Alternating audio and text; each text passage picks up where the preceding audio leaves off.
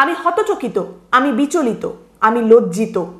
আমি হতচকিত তার কারণ এতবার এই বিষয়টা বলার পরেও, এতবার সামনে তুলে ধরার পরেও এই পশ্চিমবঙ্গের বুকে নেতাজিকে নিয়ে কুৎসা, নেতাজি সম্পর্কে অপশব্দ ব্যবহার করা, নেতাজির নামে বাজে কথা বলা, নেতাজিকে অপমান করা অব্যাহত। কিন্তু তারপরেও এই পশ্চিমবঙ্গের সরকার, পশ্চিমবঙ্গের প্রশাসন রাজনৈতিক কারণে উদাসীন। আমি বিচলিত তার কারণ দিনের পর দিন, মাসের পর মাস, বছরের পর বছর যারা নেতাজিকে বিক্রি করেছেন নিজেদের পরিচিতি বাড়াতে, বইমেলায় গিয়ে সেলফি তুলতে, অটোগ্রাফ বিলি করতে, সিনেমা তৈরি করে পকেটে পয়সা ভরতে, বিভিন্ন সভায় গিয়ে নিজেদের কলার তুলতে, তারা আজ কোথায়? তারা আজ মুখে লিউকোপ্লাস্ট লাগিয়েছেন। তাদের নাকি শাসক দলের লোকের সঙ্গে সকাল বিকেল ওঠা বসা, সকালে হোয়াটসঅ্যাপে গুড মর্নিং না পাঠালে দুপুরবেলা ভাত হজম হয় না। তারা আজ কোথায়? দিব্যি মুরগির ঠ্যাং চিবিয়ে ঘুমিয়ে পড়েছেন, নাকি তাড়িয়ে তাড়িয়ে উপভোগ করছেন গোটা বিষয়টা? আমি লজ্জিত তার কারণ বাঙালি, পশ্চিমবঙ্গের মানুষ অনেকেই আবেগমথিত হয়ে ভেবেছিলেন পালা বদলের পর এই রাজ্যে আর বিদ্যাসাগরের মূর্তি ভাঙা হবে না, নেতাজির জয় জয়কার হবে। কিন্তু তারপরেও সপাটে এই চটটা খাবার পরেও তারা সেটা হজম করে নিচ্ছেন। কারণটা কি? কারণ হয় তাদের অন্তরাত্মা একেবারে মরে গেছে, আর না হলে রাজনৈতিক লোভ তাদের সম্পূর্ণ অন্ধ করে দিয়েছে, আর না হলে তারা এইরকম ভণ্ডই ছিলেন। শুধু বিশেষ বিশেষ দিনে আমি নেতাজির দেখানো পথে আছি, আমি সুভাষপন্থী, আমি নেতাজির পাশে আছি, নেতাজি আমার হৃদয়, এই সমস্ত কথাগুলো বলে সোশ্যাল মিডিয়ায় কামান দাগিয়ে তারা ঘুমিয়ে পড়তে চান। তারা মনীষীদের সম্মান কোনোদিন করতেন না, করেন না, অথবা অসম্মান করাটাকেই প্রভুভক্তির শেষ পরীক্ষা হিসেবে তারা ধরে নিয়েছেন। দেখুন, হিসেবটা খুব সহজ হবার কথা ছিল, কিন্তু তারপর কোথায় বলুন তো কঠিন হয়ে গেল? কোথায় গিয়ে সবটা গুলিয়ে গেল? বিজেপির রাজ্যসভার সাংসদ, যাকে বিজেপি নিজে হাতে ধরে রাজ্যসভায় পাঠিয়েছে রাজবংশী ভোট পাবার আশায়, বিজেপির সেই রাজ্যসভার সাংসদ যিনি পাগড়ি পরে রাজ্যসভায় বসে থাকেন, যার নাম নগেন রায়, কিন্তু যিনি নিজেকে অনন্ত মহারাজ বলে ডাকতে ভালোবাসেন, তিনি মন্তব্য করেছেন নেতাজি সম্পর্কে। তিনি একটি বক্তব্য সামনে রেখেছেন যেটা অন্য কেউ বললে হয়তো জল অনেক দূর পর্যন্ত গড়াতো। কি বলেছেন তিনি? তিনি বলেন, আজাদ হিন্দ ফৌজ, নেতাজির বাপের তাগদ আছে নাকি অর্গানাইজ করে ফৌজ বানায়? সব ব্রিটিশের সৈন্য, ওটা ব্রিটিশের সৈন্য, বুঝলে? শোনো, ব্রিটিশের সৈন্যকে জার্মান নিয়ে গেছে বন্দি বানায়া, আর সেই জার্মানে নেতাজিকে দিচ্ছে, আর নেতাজি সেটাকে অপব্যবহার করেছে, বুঝলেন? কিন্তু আমাদের পূর্বপুরুষে মহারাজা জগদ্দীপেন্দ্র নারায়ণ ভূপ বাহাদুর কোনো আজাদ হিন্দ ফৌজকে কোনো দণ্ড দেয় নাই। আজকে যদি আমি গভর্নমেন্টের বিরুদ্ধে একটা পিস্তল দেখাই, আমাকে এনকাউন্টার করবে কিনা বলেন? তা ব্রিটিশের শাসন ছিল। তা ব্রিটিশের যখন শাসন ছিল, ব্রিটিশের শাসন ছেড়ে চলে যায় নাই? তা সেই ব্রিটিশের বিরুদ্ধে যে আজাদ হিন্দ ফৌজ গান ধরলো, বন্দুক ধরলো, তাদের স্ট্যান্ড হ্যান্ড কেন দিল না? মৃত্যুদণ্ড কেন দিল না? তাদেরকে আসতে দিল কেন? আমার রাজা মহারাজা জগদ্দীপেন্দ্র নারায়ণ ভূপ বাহাদুর, বুঝছেন এখন? তাই নেতাদের মাথায় কিছু আছে। আজ যদি আমার মহারাজাকে ভারত সম্রাট বানাইতো, না আজকে হিন্দুস্তান হইতো, না পাকিস্তান হইতো। এই কথাটা শুনেই চিরবিরিয়ে যাওয়ার কথা, রেগে যাওয়ার কথা, বিশেষত সেই রাজনৈতিক দলের যারা নেতাজির লেগাসিকে বারবার নিজেদের দিকে টানার চেষ্টা করেছেন। যে দলের সর্বোচ্চ নেতা আমাদের দেশের প্রধানমন্ত্রী নরেন্দ্র মোদী, তিনি বলেছেন নেতাজি সেই ব্যক্তি যিনি ভারতকে গণতন্ত্রের জননী হিসেবে পরিচিতি দিয়েছেন। 2022-এ নেতাজি সুভাষচন্দ্র বসুর মূর্তি প্রতিষ্ঠা করে প্রধানমন্ত্রী নরেন্দ্র মোদী, বিজেপির সর্বোচ্চ নেতা, তিনি বলেছিলেন যে নেতাজির দেখানো পথে আমাদের চলতে হবে। এতদিন স্বাধীনতার পর থেকে যদি আমরা নেতাজি সুভাষচন্দ্র বসুর দেখানো পথে চলতাম, তাহলে দেশ আমাদের কোথা থেকে কোথায় পৌঁছে যেত। কিন্তু নেতাজিকে ভুলিয়ে দেওয়ার চেষ্টা করা হয়েছে, তার দেখানো পথকে ভুলিয়ে দেওয়ার চেষ্টা করা হয়েছে। আগের সরকার সেটা করেছে, আমরা সেটা করব না। আমরা নেতাজির দেখানো পথে চলবো। এই মূর্তি আমাদের অনুপ্রেরণা দেবে, এই মূর্তি আমাদের আগামীর পাথেয় হবে। পশ্চিমবঙ্গে অনেক সময় বিজেপির অনেক নেতারা নাকের জলে চোখের জলে হয়েছে। রাজনীতিতে তৃণমূল বলুন, বিজেপি বলুন, একই প্লেবুক ব্যবহার করে নেতাজি সুভাষচন্দ্র বসুর পরিবারের লোকজনকে নিজেদের দিকে টানার চেষ্টা করেছেন। তারপরেও বিজেপি যারা শাসক দল বর্তমানে, যাদের হাতে ক্ষমতা, যাদের হাতে প্রশাসন, সেই দলের নেতারাও অনেক সময় কান্নাকাটি করেছেন, কেঁদে কেঁদে নেতাজি নেতাজি নেতাজি, আমরা তোমার সাথে আছি, আমরা তোমার দেখানো পথে আছি, আমরা নেতাজির পাশে আছি, এই কথাগুলো বলেছেন। এইভাবে পাশে আছেন, কিরকম ভাবে আছেন? এই নিয়ে বিজেপির তরফ থেকে কোনো নিন্দে, কোনো প্রতিবাদ, এই লোকটিকে দল থেকে বের করে দেওয়া হোক, তাড়িয়ে দেওয়া হোক, নিলম্বিত করা হোক, অন্তত পক্ষে একটা শোকজ করা হোক, সেরকম কোনো পদক্ষেপ বিজেপির কোনো নেতার তরফ থেকে বা দলের তরফ থেকে আপনি কি দেখতে পেয়েছেন? এই লোকটিকেও কি সেই ভালো তৃণমূলের মতো আপনাদের দরকার, তাই আপনারা চুপ করে রয়েছেন? কাকলির কলকাকলির মতো এই সমস্ত কথাবার্তা যেগুলো এই লোকটির মুখ থেকে বেরোচ্ছে সেগুলো হজম করে নিতে হচ্ছে, কারণটা কি? বৃহত্তর স্বার্থ। সেরকম কোনো বিষয় রয়েছে কি? তাহলে পশ্চিমবঙ্গে এই বিপুল ম্যান্ডেট নিয়ে ক্ষমতায় আসা, এত বিপুল সংখ্যক বিধায়ক নিয়ে এত শক্তিশালী সরকার গড়ার লাভটা কি হলো, যদি এর পরেও এই রকম কথাবার্তা শোনার পরেও সেগুলো বৃহত্তর স্বার্থে হজম করে নিতে হয়, চুপ করে থাকতে হয়? আমাদের মহামহিম সকাল বিকেল কত কথা, কত হুঁশিয়ারি দেন ছোট থেকে বড় সমস্ত বিষয়ের জন্য, এইগুলো চোখে পড়ছে না, কানে যাচ্ছে না? নাকি আপনাদের পূর্বতন সরকারের রোগ আপনাদেরও লেগে গেছে যে আমরা দেখেও দেখবো না, আমরা শুনেও শুনবো না, কারণ বৃহত্তর স্বার্থ, কারণ ভোট ব্যাংক?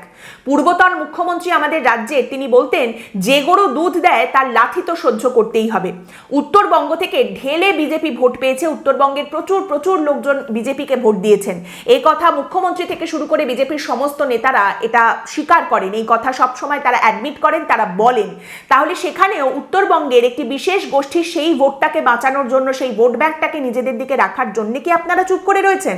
মানে আপনারাও কি তাহলে সেই দুধ আর গরু আর লাথি এই সমস্ত হিসেব কষতে শুরু করে দিয়েছেন?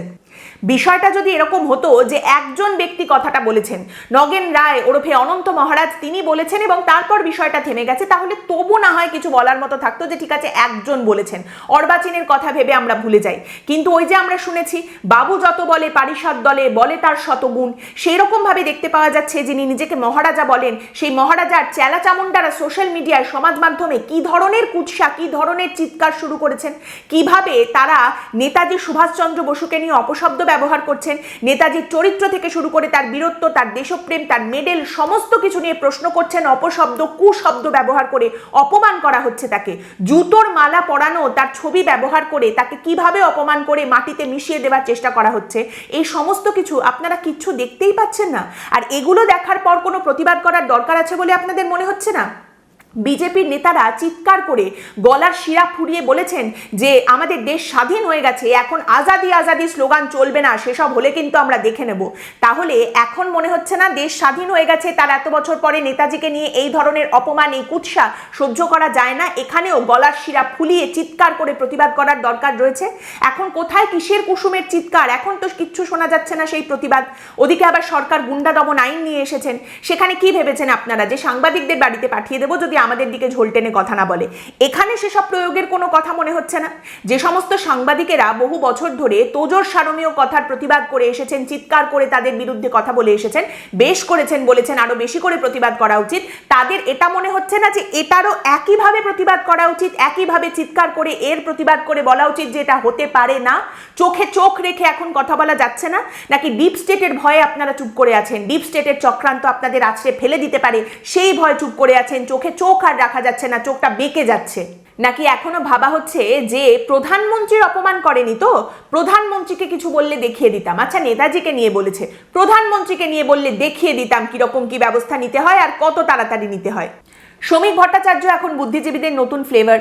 শ্রমিক ভট্টাচার্য অত্যন্ত দিগ্গজ ব্যক্তি, তিনি বিদ্বান মানুষ, প্রচুর পড়াশোনা করেছেন, একজন গায়িকা যিনি পূর্বতন সরকারের আমলে উন্নয়নের পাঁচালী গিয়ে লক্ষ্মীর ভাণ্ডারের প্রশংসা করেছিলেন। তিনি এখন পালাবদলের মুখে বলেছিলেন যে শ্রমিকবাবু তো অসাধারণ, আমি তার ফ্যান, কি ভালো আবৃত্তি করেন, একেবারে পুরোটাই মিছরি, কোনো খাদ নেই। তো সেই শ্রমিকবাবু নিশ্চয়ই প্রতিবাদ করবে, তিনি তো এত পড়াশোনা জানা, এত বিদ্বান দিগ্গজ ব্যক্তি। এই শ্রমিকবাবু বিজেপি ক্ষমতায় আসার আগে বলেছিলেন নেতাজি সুভাষচন্দ্র বসু শুধুমাত্র বাংলার নয়, নেতাজি গোটা ভারতের। নেতাজি সুভাষচন্দ্র বসু যদি না থাকতেন, যদি আইএনএ ট্রায়াল না হতো, তাহলে হয়তো 1947 সালের 15ই আগস্ট ভারত স্বাধীনতা পেত না। সেই শ্রমিক ভট্টাচার্য তো এর প্রতিবাদ করবেন নিশ্চয়ই, কিন্তু তিনি কোথায় প্রতিবাদ করছেন? তিনি তো অন্য ইতিহাসের কথা শোনাচ্ছেন। শ্রমিক ভট্টাচার্য বলছেন মোহাম্মদ আলী পার্কে শ্যামাপ্রসাদ মুখার্জি বক্তৃতা করছেন, ফরওয়ার্ড ব্লকের গুন্ডারা শ্যামাপ্রসাদের মাথায় পাথর মেরে তাকে রক্তাক্ত করে দিয়েছিলেন। শ্যামাপ্রসাদের যে জনপ্রিয়তা ছিল, তিনি মঞ্চ থেকে একটু উত্তেজক বিবৃতি দিলে সেদিন ফরওয়ার্ড ব্লকের কেউ জীবিত থাকতো না, কিন্তু শ্যামাপ্রসাদ তাদের শান্ত করে রক্তাক্ত অবস্থায় মাথায় হাত দিয়ে চেপে বলেছিলেন, এর জবাব আপনারা ব্যালটে দেবেন। হয়তো সেদিন নির্বাচনের ফলাফল ভালো হয়নি, কলকাতা কর্পোরেশনের ভেতরে শ্যামাপ্রসাদকে নিগৃহীত কে করেছিলেন সেই নাম বললে নতুন রাজনৈতিক বিতর্ক তৈরি হবে। কিন্তু শ্যামাপ্রসাদ কোনোদিন প্রতিহিংসার রাজনীতি করেননি। শ্যামাপ্রসাদ নিজের ডায়েরিতে এ ধরনের ঘটনার বিবরণ লিখে যাননি। এই তথ্যকে তিনি চেপে দিয়েছেন যাতে পশ্চিমবঙ্গের রাজনৈতিক সংস্কৃতির কিছুটা পরিবর্তন হয়। নেতাজির অপমান হচ্ছে আমরা দেখছি, একদিকে নেতাজিকে ছোট করা হচ্ছে, আরেকদিকে শ্যামাপ্রসাদকে ওপরে তোলা হচ্ছে। আসলে মনীষী দিয়ে মনীষী কাটা হচ্ছে। একজনকে ওপরে তুলতে গেলে আরেকজনকে ছোট করতে হবে, বা একজনকে ছোট করতে গেলে আরেকজনকে ওপরে তুলতেই হবে, তা না হলে চোখ ঘোরানো যাবে কি করে? এর আগেও করা হয়েছে গান্ধীজি বনাম নেতাজি। কে গান্ধীজি? গান্ধীজির মতো খারাপ মানুষ হয় না। সেই খেলা আমরা খেলেছি। তারপর সেখান থেকে নেতাজিকে তুলে আনা হয়েছে। এখন তার বিরুদ্ধে শ্যামাপ্রসাদকে দাঁড় করিয়ে সেখানে শ্যামাপ্রসাদকে তোলার খেলা চলছে। এখানে বিষয়টা নেতাজি অমর রহে, সাভারকার হৃদয় রহে, এইরকমই চলছে মনে হয়। কেন বিজেপি ব্যবস্থা নিচ্ছে না? কেন ব্যবস্থা নেবে না অনন্ত মহারাজের বিরুদ্ধে, যেখানে নেতাজিকে অপমান করে এই ধরনের বক্তব্য সামনে রাখা হচ্ছে? আচ্ছা বেশ, মানলাম আপনারা অনন্ত মহারাজের বিরুদ্ধে কোনো ব্যবস্থা নিতে পারবেন না, পদক্ষেপ করতে পারবেন না, আপনারা অক্ষম। কিন্তু তার চেলা চামুন্ডারা যারা সোশ্যাল মিডিয়াতে এই ধরনের কাজকর্ম করছেন, যারা নেতাজির ছবি বিকৃত করছেন, যারা নেতাজিকে নিয়ে এইভাবে কুৎসা করছেন, এইভাবে তাকে অপমান করছেন সোশ্যাল মিডিয়াতে দিন রাত চিৎকার করে, তাদের বিরুদ্ধে কেন ব্যবস্থা নিতে পারছেন না? সেক্ষেত্রে আপনাদের অক্ষমতাটা কোথায়? সেখানে কেন আপনারা ব্যবস্থা নেবেন না? তারা চিৎকার চেঁচামেচি করে এগুলো করছে, তার কারণ আপনারা অনন্ত মহারাজকে ছেড়ে দিচ্ছেন, সেখানে কিছু বলছেন না। এই যে এত চিৎকার, এত হুঙ্কার, এত শাসানি, দাপট, ঘেঁটি ধরে নাড়িয়ে দেওয়া, সবকিছু শুধু হকারদের বেলাতেই আসে, মানুষকে শাসানোর বেলাতেই আসে। এখানে কোথায়? আমরা একটা অদ্ভুত আবর্তের মধ্যে পড়ে গেছি, ক্ষমতা আর ভোটের আবর্ত। বিজেপির অনন্ত মহারাজকে দরকার, কারণ তাদের রাজবংশী ভোট দরকার। অনন্ত মহারাজের তার অনুগামীদের তাতিয়ে রাখার দরকার, কারণ তার ক্ষমতার দরকার। আর এই দুটোর মাঝখানে যারা আমরা কত বড় দেশপ্রেমিক, আমি কত বড় জাতীয়তাবাদী বলে হিক্কার তুলতেন, তাদের কেউ কেউ এখন মিউ মিউ হয়ে গেছে। আর আপনিও চুপ করে আছেন, আপনিও এই বিষয়টা নিয়ে কোনো প্রতিবাদ করছেন না। আপনারও মনে হচ্ছে এইটুকু তো সয়ে নিতেই হয়, তা না হলে কি করে হবে।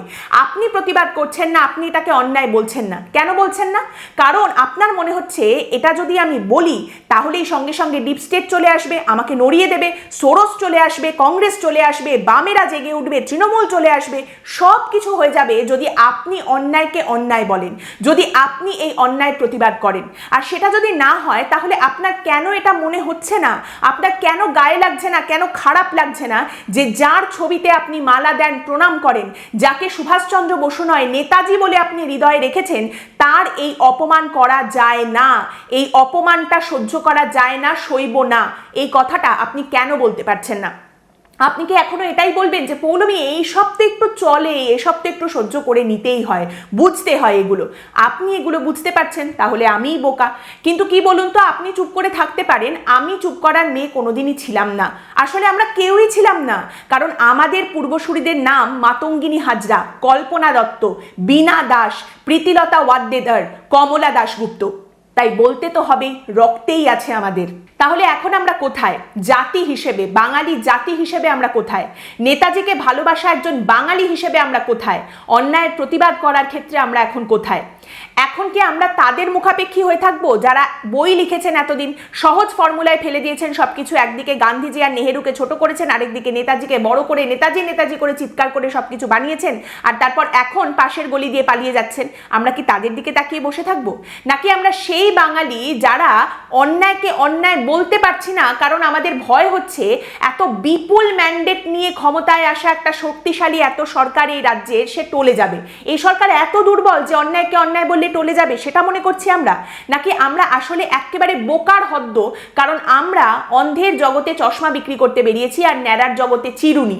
দেখুন, এই মুহূর্তে সকলের একসঙ্গে এগিয়ে এসে একত্রিত হয়ে প্রতিবাদ করার সময়।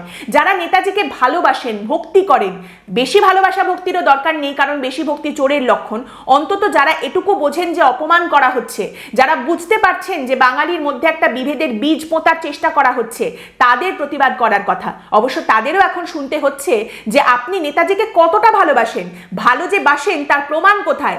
জান কবুল করে নেতাজির জন্য এতদিন আপনি কি করেছেন, নেতাজিকে নিয়ে কি করেছেন, কত বড় নেতাজি প্রেমিক আপনি আগে প্রমাণ দিন, তবে আপনার প্রতিবাদ শুনবো। তা না হলে আমরা যারা এতদিন নেতাজিকে বেঁচে এসেছি, আমাদের কথাই শুনতে হবে।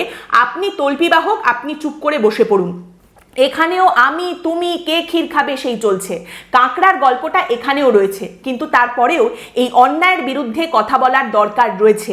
আজকে দাঁড়িয়ে পশ্চিমবঙ্গের বুকে বিজেপির সমর্থকদের হিপোক্রেসিটা কিন্তু চোখে দেখতে পাওয়া যাচ্ছে। আপনারা যাদের বলেন যে এরা ককরোচ, এদের পায়ে পিষে মেরে ফেলা উচিত, এগুলো মুখের ভাষা, এরা মানুষ, তারা আজ সোশ্যাল মিডিয়াতে নেতাজিকে নিয়ে কি ধরনের ভাষা ব্যবহার করা হচ্ছে সেটাকে কুৎসা অপমান হিসেবে আপনাদের মনে হচ্ছে না? যারা রোজ দেশাত্মবোধের পাঠ পড়ান সকলকে, তারা দেশনায়ককে কালিমালিপ্ত করার এই প্রয়াসকে নীরবে ইন্ধন যোগাচ্ছেন কি করে? এটা কি করে হতে পারে?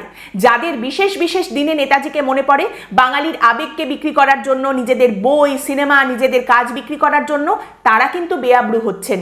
অপেক্ষায় আছি কোন দিন ক্ষুদিরাম বসু, যতীন্দ্রনাথ মুখোপাধ্যায়, চিত্তরঞ্জন দাস, কল্পনা দত্ত, কমলা দাশগুপ্ত, বিনয় বাদল দীনেশ, মাতঙ্গিনী হাজরা, উল্লাসকর দত্ত, এদের সকলকে নিয়ে কথা হবে। বিনয় বাদল দীনেশকে নিয়েও হয়তো এরকম কিছু বলা হবে। এরা সকলে বাঙালির মেরুদণ্ডহীনতার হাঁড়িকাঠে বিলীন হয়ে যাবেন। তখনও কি আপনি যুক্তি সাজাবেন? বৃহত্তর স্বার্থে এটার দরকার ছিল, বৃহত্তর স্বার্থে এটার দরকার ছিল। যদি মনে হয় অন্যায় হয়েছে, অপমান হয়েছে, মুখ খুলে প্রতিবাদ করুন। আর তা না হলে অপমান করেছে, বেশ করেছে, ঠিকই আছে বলে চুপ করে বসে পড়ুন। আজকের পর্ব এখানেই শেষ করছি। আপনাদের মতামত অবশ্যই জানাবেন। পরের দিন দেখা হবে অন্য একটি বিষয় নিয়ে আলোচনায়।